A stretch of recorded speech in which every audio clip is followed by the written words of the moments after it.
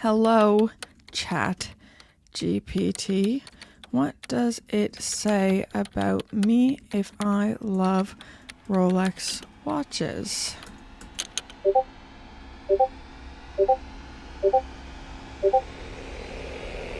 This video is sponsored by absolutely no one. Enjoy. So about a year ago, I got sucked down a video rabbit trail of YouTubers talking about what your favorite watches or your personal watch tastes says about you. And this was during the time when everyone was talking about quiet luxury and old money versus new money. And I've started thinking about this again as I've been having some comments coming through about what actually wealthy people do, or the tastes of true wealth. And I thought I'd have a quick little chime in about this, give my 2 cents about this, because I guess that's what YouTubers do, we just air our opinions.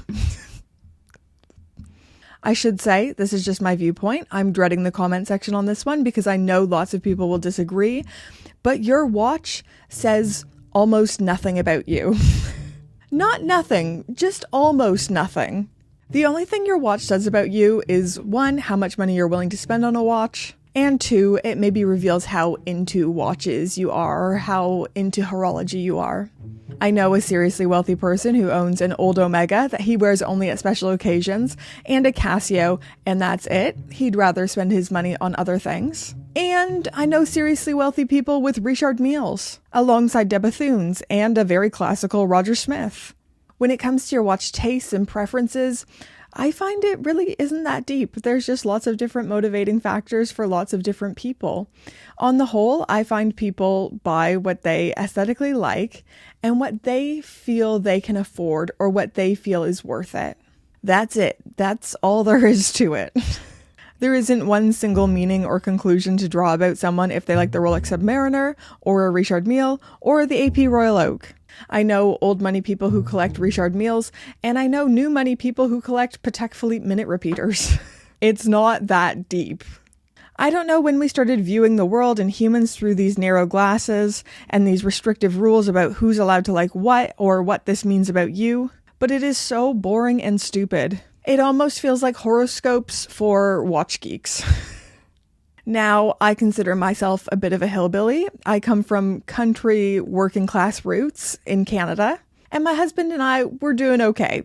I'm doing better than I ever thought I'd be in life, but we also meet a lot of people who are in a completely different wealth category. Especially being in the watch hobby, there are so many different lanes, and you start meeting people and you're like, we are not the same. Like, these people spend £5,000 plus on vintage champagne. I sometimes splurge on the top shelf red wine at Tesco's, if it's payday. But what I am finding out as I interact with these people who are far wealthier than me is that wealthy people, new money and old money, are exactly the same as average people. There are people who are flashy, and there are people who are reserved and conservative. There are people who love seeing their wealth accrue and making long-term value investments, and there are people who love to spend it while they're here. People with money are still unique and varied. It doesn't mean you're boring because you like the Rolex Explorer or the Rolex Submariner. And you're not a highbrow fancy man old money because you like Vacheron. I love Vacheron. And we've already established I'm pretty close to being a hillbilly. It doesn't mean anything. And side tangent, who says you're only allowed to like one thing? You can own a Rolex Explorer, a Patek Calatrava, and an out-to-lunch Urwerk.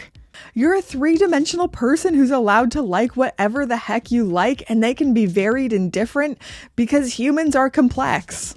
I want to talk about Richard Mille for a moment here because I think they're one of the best examples of a brand that takes a lot of heat for being so new money, so gauche, just tasteless. And RM traditionally hasn't been to my taste either. They're not my favorite aesthetically, but I can't afford them anyways, so I don't think they're shaking in their boots that, Brittany doesn't like us. But I think if you're interested in engineering and high-end watchmaking in any way, you have to at least respect them. There are certainly people who love Richard Mille because they're flashy and it makes them look rich. There are people who love exclusivity and how it makes them feel. So do not get me wrong. I'm not saying these people don't exist or there aren't people out there who have this as a purchasing motivation. But those aren't exclusively the people who like Richard Mille. There are people who love RM because they love engineering. My husband is one of those people. Richard Mille is literally inventing new materials. They are regularly creating new movements, which honestly takes high horology brands decades to do because research and development is expensive. My husband is an engineer, so he loves that side of it, and he loves color, so RM is perfect for him. I've always hated them, but even recently they've been growing on me. Seeing one of my favorite F1 drivers, Lando Norris, he drives for McLaren, and they're sponsored by Richard Mille. So he wears one and it's so cool, and now it's making me want one because I'm a complete easy target and marketing victim. But I literally want one because Lando Norris has one and it's grown on me. Why am I this way? Why am I such a victim? Even with my tag F1, I've had so many people commenting saying, oh, you only like this because of the hype with the Kith Hoyer. You wouldn't like this otherwise. It's all for the hype. And as much as I love people telling me what my motivations are, it's truly delightful. It's just not true. For me, the F1 is nostalgic and it makes me think of cool people in the 90s and McLaren F1 in the 80s and 90s. I really, really dislike internet strangers telling me who I am and what my motivations are and what my watch says about me. Your watch tastes doesn't hold a single meaning or a single way to interpret a person because people are all so different and what drives us is completely different. Where am I going with this? And why is this making me so mad? Okay, point 1, your watch choices reveal how much money you're willing to spend on a watch. And point 2, your watch choices can communicate how into horology you are. Now, the way I'm about to talk about this, it really only applies to the mega wealthy, but there is more average Joe comparisons as well. For example, if I see someone rocking a Hajime Asaoka, I know they're freaking into it. Or even less niche, a very high-end Patek, a very niche vintage Cartier, a crazy Urwerk, MB&F. But say something like the Rolex Submariner. This can say so many different things about the wearer. Maybe they're quite sporty. Maybe they're a banker who got a bonus and wanted to buy a Swiss watch. Maybe they've been saving for their first nice watch and they're so proud of it. Maybe their father always wore a Submariner and it holds significance for them. I don't know. It doesn't have to have one meaning. It almost never does have one meaning. Okay, this is just a dumb rant video. I need to wind this down. I just hate comments about what your watch says about you, or what it means if you like Richard Mille, you must be this way, or if you like Rolex, you must be that way, or whatever. Are you old money or new money? It feels like a shallow way to judge people, and it is almost always rooted in reverse snobbery. Who cares if someone likes Richard Mille?